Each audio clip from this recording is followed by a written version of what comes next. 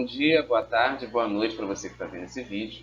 Esse é o vídeo 1 da nossa aula de genética, que eu vou falar sobre o código genético.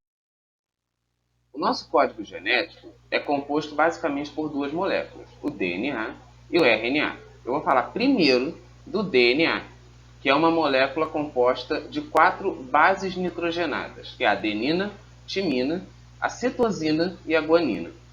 E essas moléculas, elas têm afinidade entre elas. Como assim? A adenina se liga à timina e a citosina se liga na guanina. Só que com um detalhe. Quando a adenina se liga na timina, elas fazem uma ligação dupla. E quando a citosina se liga na guanina, elas fazem uma ligação tripla. E essas bases, elas ficam no DNA em fitas, como essa aí, que eu vou botar uma ordem aleatória de bases ali, ok? Uma adenina, uma guanina, uma timina, outra guanina, outra adenina, uma citosina, outra citosina e uma timina.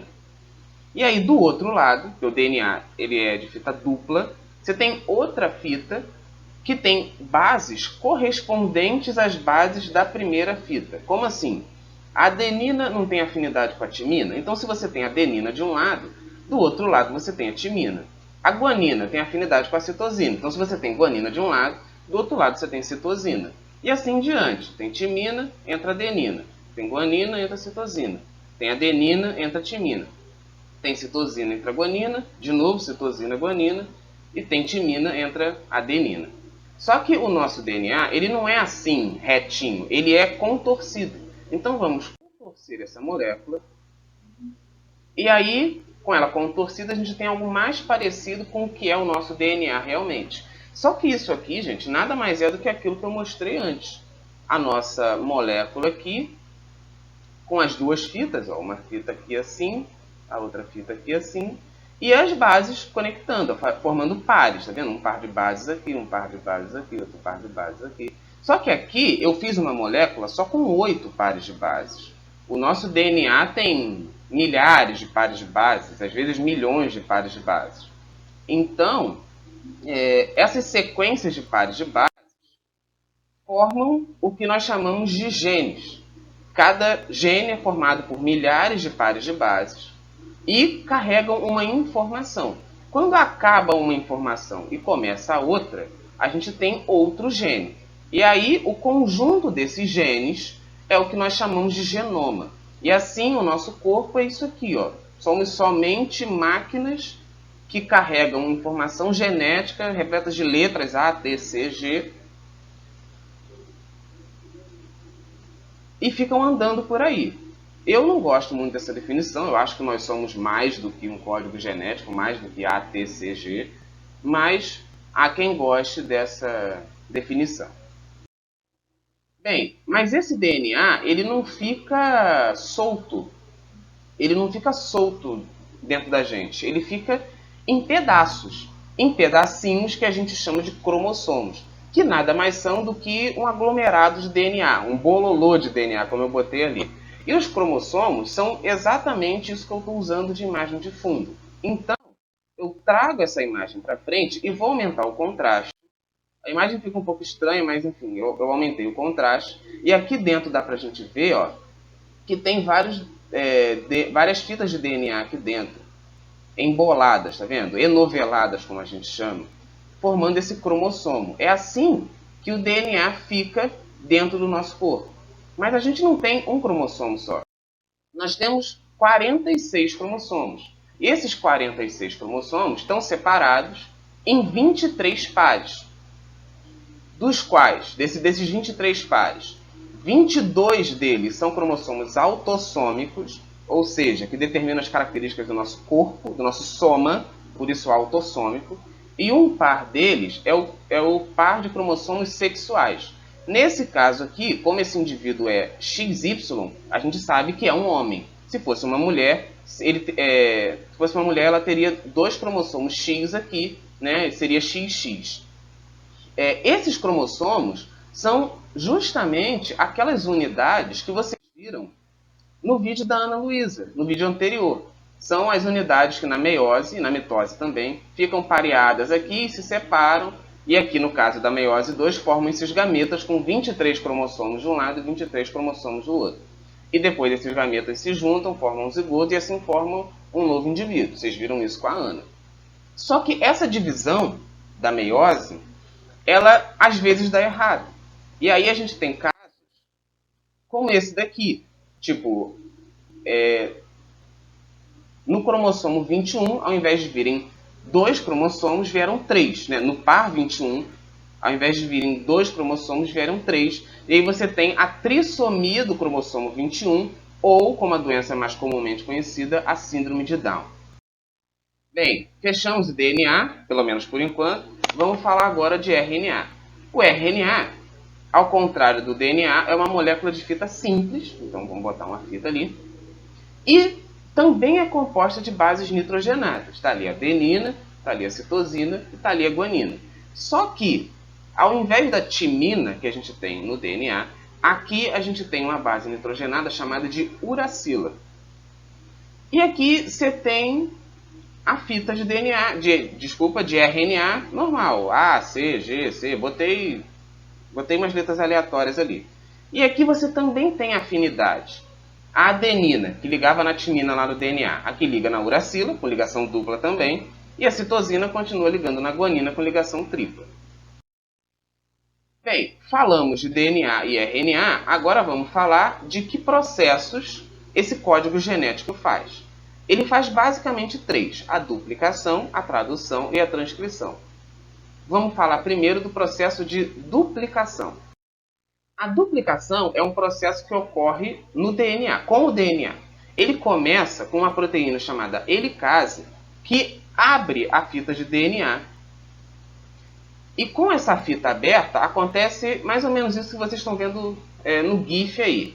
Ó, a fita abre e aí você tem, sei lá, timina de um lado, adenina do outro. Aí no lugar onde tinha timina, entra uma adenina aqui. E onde tinha adenina, entra uma timina aqui. Aí depois, um outro par de bases, citosina e guanina. Separou, onde tinha citosina entra uma guanina, onde tinha guanina entra citosina. Igual vocês estão vendo aqui nesse GIF, ó. Tem adenina entra timina, citosina entra guanina, tá vendo? E aqui, as duas fitas de DNA, cada uma delas vai formando mais uma, e aí formam-se duas moléculas de DNA, duas cópias do nosso DNA original. Onde que vocês já viram esse fenômeno? Também na aula da Ana Luísa. Vocês viram ela falando que antes da nossa divisão celular, tinha um processo, tinha uma fase aqui da intérfase chamada de fase S, que era onde acontecia a duplicação de DNA. É exatamente esse fenômeno que eu acabei de explicar. A helicase abrindo a fita, e aí as bases sendo inseridas naquelas duas fitas e formando duas cópias do nosso DNA original. Bem, agora vamos falar de um outro processo, que é o processo de transcrição do nosso DNA. O nosso DNA ele é transcrito em RNA. Como assim? A gente não está falando em código genético? Então, o DNA é um código e esse código precisa ser passado adiante. E assim, essa fita de DNA é aberta e aí vai se formando ali no meio uma fita de RNA, mais ou menos como isso aqui, ó. E vai de acordo com a afinidade da molécula. Ó, onde tem um A, entrou um U. Onde tem um G, entrou um C. Onde tem um T, entrou um A. E assim o RNA, assim diante, o RNA vai contendo a informação que tinha no DNA. Esse código é passado adiante, porque ele é feito da exata cópia do DNA. Então, assim, esse RNA está carregando a mensagem desse DNA. Então, ele é chamado de RNA mensageiro. Por que esse RNA mensageiro é importante? Ele é importante para o nosso próximo processo, que é o processo de tradução. Esse processo de tradução acontece no ribossomo com a chegada do RNA mensageiro lá. É isso aqui, o RNA mensageiro é essa fita roxa. Ele passa pelo ribossomo levando a mensagem que ele trouxe do DNA. E assim a gente tem essas estruturas em verde que vocês estão vendo aqui, que são os RNA transportadores. Por que transportadores? Porque eles transportam os aminoácidos, que são as unidades básicas das proteínas. As proteínas são formadas por sequências de aminoácidos.